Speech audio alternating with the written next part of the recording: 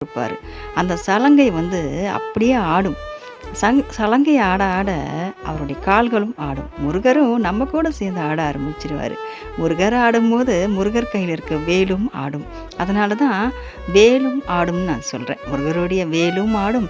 வேல பார்த்து மயிலும் ஆடும். மயில பார்த்து நம்ம மனசும் ஆடும். நம்ம மனச பார்த்து நம்ப உடம்பும் ஆட ஆரம்பிச்சிரும். எல்லாருமே நம்ப ஆட்டம், பாட்டம், கொண்டாட்டம் தான். முருகர நம்ப அவ்ளோ அழகா நம்ப கொண்டாடுவோம். அவருடைய அந்த மேள சத்தத்திலயும், அந்த காவடிய தூக்கிட்டு, அந்த அரோகரா, அரோகரான்னு கோஷத்துல நம்ம முருகர வந்து அப்படி கொண்டாடுவோம் நம்ப. ரொம்ப சந்தோஷமா இருக்கும் அந்த தருணம். அந்த பக்தர்களுக்கெல்லாம் கேட்டோம்னா, கடல் மாரி இருக்கும் அந்த சந்தோஷம். சொல்லி நம்ம வாயில சொல்லவே முடியாது. அலாதியான ஒரு சந்தோஷம் இருக்கும். அது முருகர் பக்தர்கள் நிச்சயமா, சத்தியமா இத உணர்ந்திருப்பாங்க. எல்லாருக்குமே இந்த ஒரு தருணம் ரொம்ப ஒரு சந்தோஷமான தருணமா இருந்திருக்கும். முருகர் பக்தர்கள